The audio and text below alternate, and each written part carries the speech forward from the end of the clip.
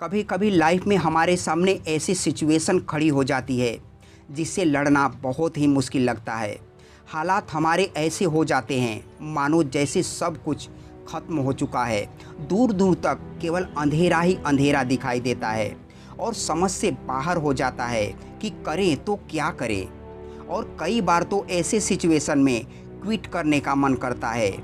एक बात याद रखना दोस्त, हालात चाहे जैसे भी हो, एक बात तो तय है कि यह वक्त भी गुजर जाएगा, क्योंकि हर बुरे वक्त का बुरा वक्त जरूर आता है।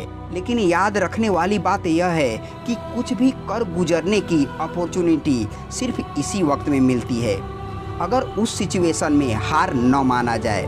क्योंकि जो विनर होते हैं वो कभी हार नहीं मानते और जो हार मानते हैं वो कभी विनर नहीं होते। आप क्या चाहते हैं, एक एवरेज लाइफ या फिर स्टैंडर्ड लाइफ? जब आप सड़क पर निकलो तो लोग आपको इग्नोर करें, या जब आप सड़क पर निकलो तो सबकी नज़र आप पर हो?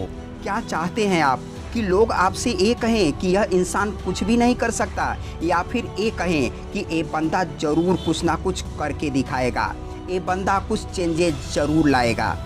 लेकिन कैसे करेगा? क्विट करके मर जाना, लेकिन क्विट मत करना। चाहे परिस्थिति कितनी भी विकट हो, क्विट मत करना। आपका समय आज बुरा है, कल और भी बुरा होगा, लेकिन परसों आपकी जीत होगी। लेकिन शर्त बस इतनी सी है कि आप उस सिचुएशन में टिके रहो और क्विट ना करो। यह पूरा ब्रह्मांड चाहता है कि आप परिस्थितियों से लड़ो, संघर्ष करो, ताकि और मजबूत बन सको।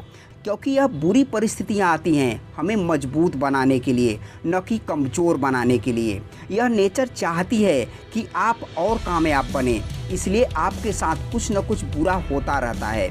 और ना सिर्फ आपके साथ, बल्कि इस दुनिया के हर इंसान के साथ कुछ न कुछ बुरा होता रहता है। यह प्रकृति का नियम है, हम इसमें कुछ भी नहीं कर सकते। हमारा बस इतना सा कर्तव्य है कि परिस्थिति चाहे जैसे भी हो, टिके रहो, लगे रहो। मैं आपको एक कहानी सुनाता हूँ। एक बार एक टीचर अपने स्टूडेंट को एक तितली के बारे में बता रहे थे और उन्हें वे दिखा रहे थे कि एक तितली खोल में से कैसे निकलती है। और वे टीचर यह कहकर चले गए कि कोई भी स्टूडेंट तितली की मदद नहीं करेगा।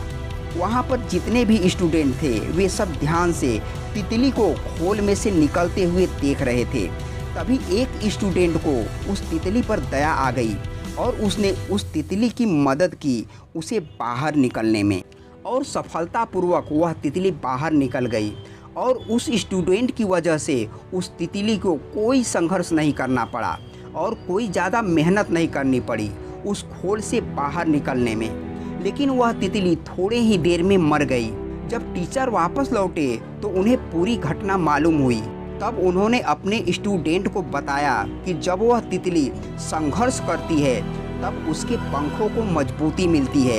यही प्रकृति का नियम है।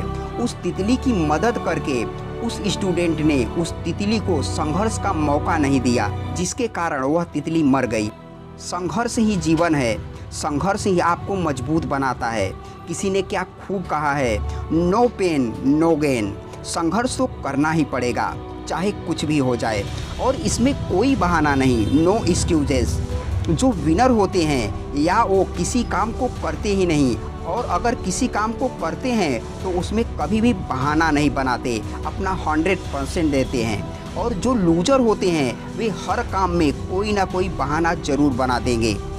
अगर वे चाहें तो बहाने की पूरी लिस्ट रख सकते हैं। मेरी तो किस्मत ख़राब है, मेरे साथ ही ऐसा क्यों होता है, अभी तो मेरी एज बहुत कम है, मेरी हाइट बहुत कम है, मैं काला हूँ, मैं सुंदर नहीं हूँ, मुझे लोग पसंद नहीं करते, मैं ज़्यादा पढ़ा नहीं हूँ, मेरे पास टाइम नहीं है, मेरी आवाज़ अच्छी नहीं है, मेरे पास ये नहीं है, मेरे पास वो नहीं है, काश मैं ऐसा होता, काश मैं वैसा होता।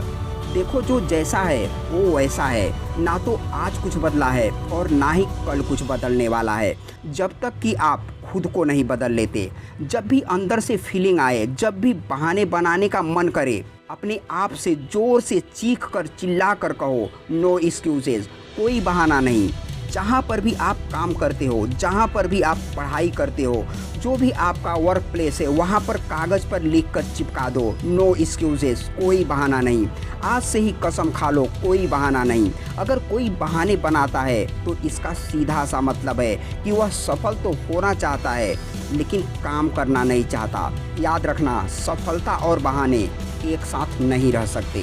फिर मिलेंगे नेक्स्ट वीडियो में, तब तक अपना और अपनों का ख्याल रखें। जय हिंद, जय भारत।